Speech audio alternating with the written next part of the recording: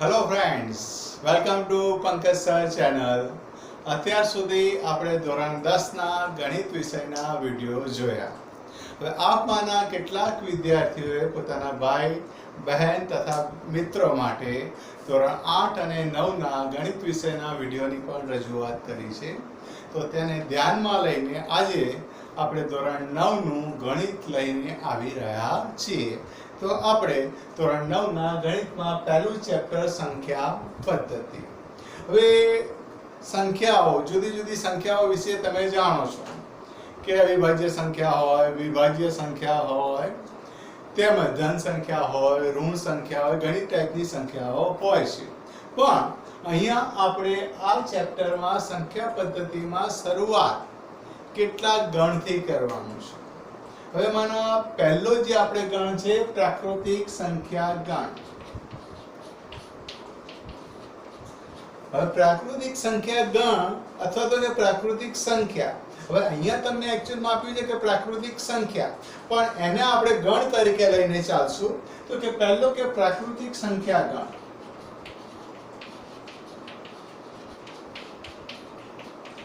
પ્રાકૃતિક સંખ્યા ગણને ઇંગ્લિશમાં કહેવાય નેચરલ નંબર સેટ. પ્રાકૃતિક સંખ્યા ગણને ઇંગ્લિશમાં કહેવાય નેચરલ નંબર સેટ. પ્રાકૃતિક એટલે નેચરલ, સંખ્યા એટલે નંબર, અને સેટ એટલે ગણ. તો એના માટેનો જે સિમ્બોલ છે n છે.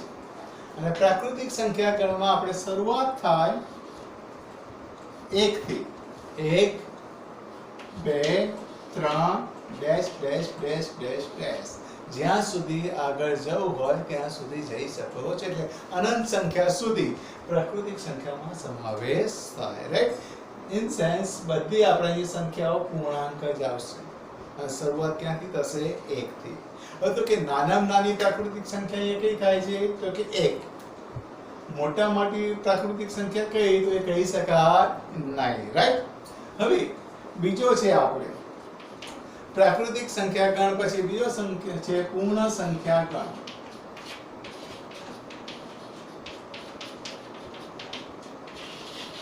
પૂર્ણ એટલે ઇંગ્લિશમાં તમે જાણો છો હોલ. તો હોલ નંબર સેટ, અને એ માટેનો જે આપણે સિમ્બોલ આવશે W. અને એ માટે શરૂઆત થશે 0 થી. 0 1 2 3 ડેશ ડેશ ડેશ, રાઈટ? તો સૌથી નાની પૂર્ણ સંખ્યા કઈ? તો કે 0. સૌથી મોટી પૂર્ણ સંખ્યા કહી શકાય નહીં, રાઈટ? આગળ આપણે અહીંયા આવે છે એટલે. ત્યારબાદ પૂર્ણાંક સંખ્યા ગણ.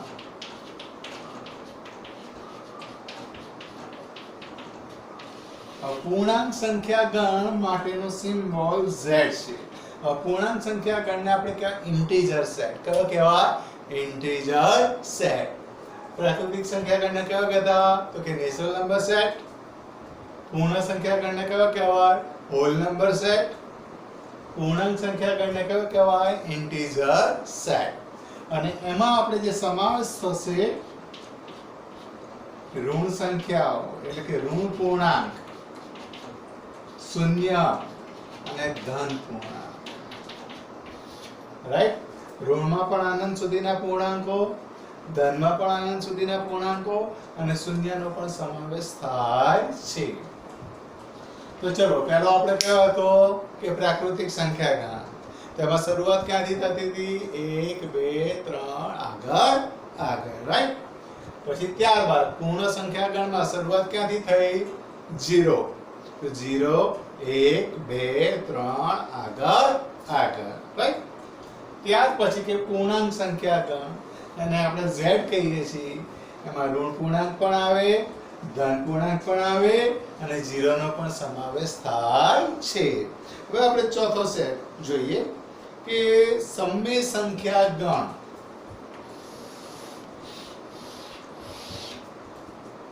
સમય સંખ્યા ગણ. હવે સમય સંખ્યા ગણ માટેનો જે સિમ્બોલ છે Q છે. સમય સંખ્યા ગણ માટેનો સિમ્બોલ શું છે? Q છે. હવે સમય સંખ્યાને આપણે રેશનલ નંબર કહેવાય. કયા નંબર કહેવાય? Rational number set. હવે સમય સંખ્યાઓ તો કે સમય સંખ્યા કોને કહેવાય? તો અત્યાર સુધી આ જે બધી જોઈ એ સમય સંખ્યા તો છે જ. આ ઉપરાંત કે જેને p/q સ્વરૂપમાં દર્શાવી શકાય. કયા સ્વરૂપમાં? p/q સ્વરૂપમાં દર્શાવી શકાય તે બધી સંખ્યાઓને આપણે સમય સંખ્યાઓ કહી શકાય. અને ત્યાં છેદમાં કોઈ દિવસ 0 હોવો જોઈએ નહીં. એટલે કે q is not equal to 0. સમય સંખ્યા ફરીથી ધ્યાન રાખજો કોને કહેવાય? તો જેને આપણે p/q સ્વરૂપમાં દર્શાવી શકાય. કયા સ્વરૂપમાં? તો કે p/q સ્વરૂપમાં. અને ત્યાં છેદ કોઈ દિવસ 0 હોવો જોઈએ નહીં. તો તેને આપણે સમય સંખ્યા કહી શકાય. તો ચલો આપણે ઉદાહરણ લઈએ કે 5 ને સમય કહેવાય? હા કે ના? કહેવાય. તો એ છેદમાં તો કઈ છે નહીં, તો આપણે શું મૂકી શકીએ? 1 મૂકી શકીએ. 7 ને કહેવાય? હા. નીચે 1 મૂકી શકીએ. 0 ને કહેવાય? હા. 0 ને પણ સમય સંખ્યા કહેવાય. નીચે શું મૂકી શકીએ? 1. હવે p/q સ્વરૂપ થઈ જાય છે. આ ઉપરાંત કે ધારો કે 1.2 આને પણ સમય સંખ્યા કહેવાય. આપણે કારણ કે 1.2 એટલે શું કહી શકીએ? 12/10. રાઈટ? તો સમય સંખ્યા એટલે આ રીતે દર્શાવી શકાય. આમ પણ થાય, આમ પણ થાય. એટલે કે ઉપર p/q સ્વરૂપમાં દર્શાવવી પડે. અને પોઈન્ટમાં હોય તો તેને પણ આપણે સમય સંખ્યા કહેવાય. તો સમય સંખ્યા કોને ન કહેવાય એ આપણે ધ્યાનમાં રાખી લઈએ તો આપણને બધી ખબર પડી જાય. ધારો કે કોઈ એક સંખ્યા આપી છે વર્ગમૂળમાં 4. વર્ગમૂળમાં 4 આપ્યું જેનું કેટલું નીકળી જાય? 2 નીકળે. એટલે કે વર્ગમૂળ નીકળી ગયું તો એ સમય થઈ ગઈ. પણ ધારો કે આપણે આપ્યું છે કે વર્ગમૂળમાં 3. 3 નું વર્ગમૂળ નીકળે નહીં. તો આને આપણે સમય કહેવાય નહીં. તો આ કેવી કહેવાય? અસમય. કેવી કહેવાય? અસમય. બીજું કે વર્ગમૂળમાં 7. 7 નું વર્ગમૂળ પણ નીકળે નહીં. એટલે કે પૂર્ણ સંખ્યા ન નીકળે.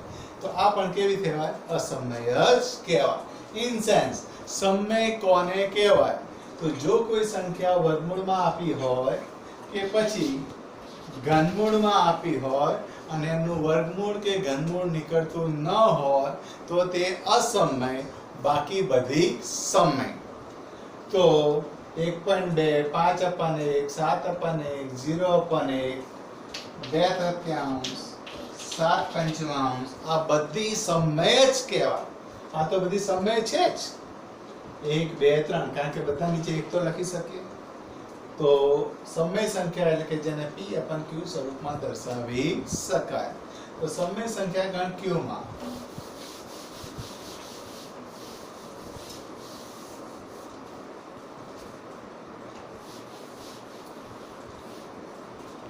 કે z સુધીના તો બધા આવશે જ. z સુધીના તો બધા આવશે. આ ઉપરાંત પોઈન્ટમાં હોય 1.2, 2.5, 7.3 પછી 2/3 લખો, 4/5 લખો. આ કોઈ પણ સંખ્યા આ બધી આપણે કેવી કહેવાય? સમય જ કહેવાય. આ ધન પણ આવે અને ઋણ પણ આવે. એ આપણે એવું કહેવાય કે -2/3 આ પણ સમય જ કહેવાય. એટલે z સુધીની તો બધી આવે જ.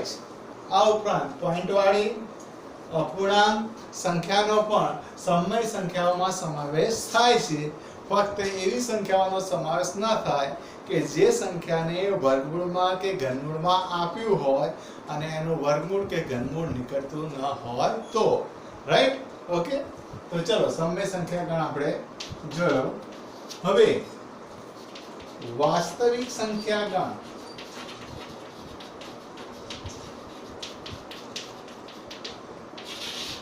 એને આપણે r વડે દર્શાવી શકીએ. Real number set. તો એમાં q સુધીની બધી આવી ગઈ. એટલે સમય સંખ્યાઓનો તો સમાવેશ થઈ જ ગયો. આ ઉપરાંત કે જે અસમય હતી અને અસમય આપણે કોને કહેતા? જેનું વર્ગમૂળ જે સંખ્યા વર્ગમૂળમાં આપી હોય કે ઘનમૂળમાં આપી હોય ને એમનું એ મૂળ ન નીકળતું હોત તો તેમને આપણે અસમય કહેતા હતા. એટલે આપણે એમાં કે વર્ગમૂળમાં 2, વર્ગમૂળમાં 5, ઘનમૂળમાં 7 આ બધી સંખ્યાઓનો પણ વાસ્તવિક સંખ્યા ગણમાં સમાવેશ થઈ જાય. ક્લિયર? હું આશા રાખું છું કે અહીં સુધી તમને ખ્યાલ આવ્યો હશે. રાઈટ? હવે આપણે કેટલુંક આગળ વધીએ. તેમાં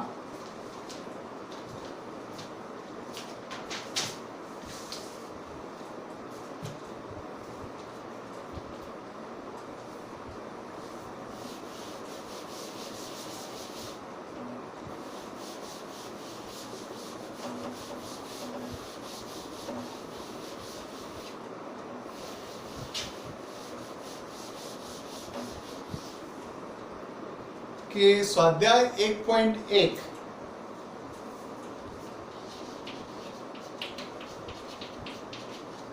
એમાં આપણે ક્વેશ્ચન નંબર 2 પહેલા લઈએ. કે ક્વેશ્ચન નંબર 2 માં કીધું છે કે 3 અને 4 વચ્ચેની, કોની વચ્ચેની? 3 અને 4 વચ્ચેની 6 સમય સંખ્યાઓ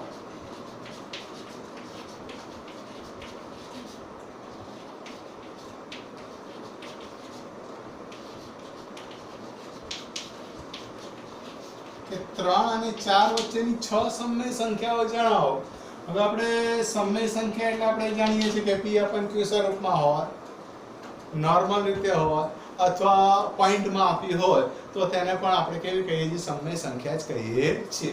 તો 3 અને 4 વચ્ચે આપણે કહી શકીએ કે 3.1, 3.2, 3.3 ડેશ ડેશ ડેશ છે 3.9 સુધી આ 3 અને 4 વચ્ચેની શું થઈ? સમય સંખ્યાઓ થાય. બહુ ઈઝી છે. રાઈટ? હવે ક્વેશ્ચન નંબર આપણે 3 લઈએ. એમાં ખાસ ધ્યાન રાખજો.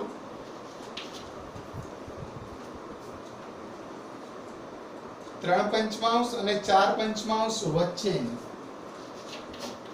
3 પંચમાંશ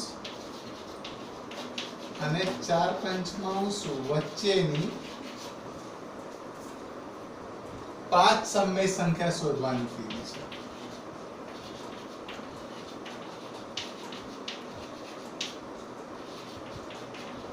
હવે 3 પંચમાંશ અને 4 પંચમાંશ વચ્ચે 5 સંખ્યા શોધવી છે. તો હવે 3 અને 4 વચ્ચે 3.1 3 અહીં છેદમાં આપ્યું છે. એટલે અહીં કોઈ ચોક્કસ મેથડ અનુસરવી પડે. તો કોઈ ચોક્કસ મેથડ અનુસરવા માટે આપણે છેદ હંમેશા સમાન હોવા જોઈએ. અહીંયા 3 પંચમાંશમાં છેદ કેટલા છે? તો 5. 4 પંચમાંશમાં પણ છેદ કેટલા છે? તો કે 5. પણ 3 અને 4 વચ્ચે 5 સંખ્યા હોતી નથી. તો હવે ધારો કે અહીંયા ઉપર નીચે 5 વડે ગુણી દઈએ. અહીંયા પણ 5 વડે ગુણી દઈએ અને અહીંયા પણ ગુણી દઈએ. તો અહીંયા 3 પંચા 15 છેદમાં પાયો પાયો 25. 4 પંચા 20 છેદમાં પાયો પાયો 25. તો 15 અને 20 વચ્ચે 5 સંખ્યા થાય કે ના થાય? 16, 17, 18, 19 કેટલી થઈ? 4. અને આપણે શોધવાની કેટલી કીધી છે? 5. તો હવે ક્યાં આપણે કોઈ બીજી એક સંખ્યા વડે ગુણીએ. તો ઉપર નીચે ગુણ્યા 2 વડે ગુણી દઈએ. ગુણ્યા 2 વડે ગુણી દઈએ.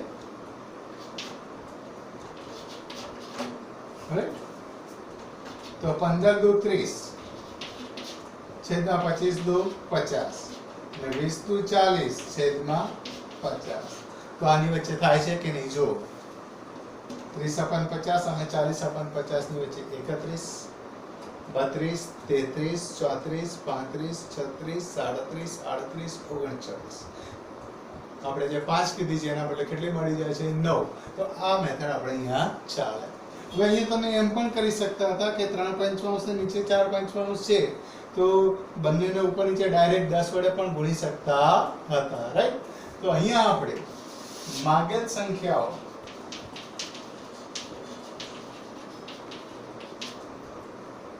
એકત્રીસ upon 50, 32 upon 50, 33 upon 50, dash dash dash 39 upon 50. Right?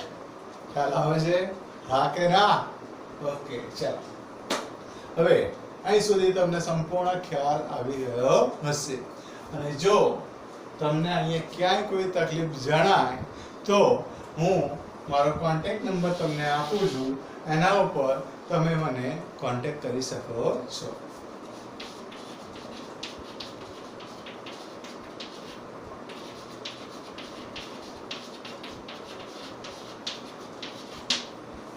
Pankaj sir, mobile number 9909510648. Thank you.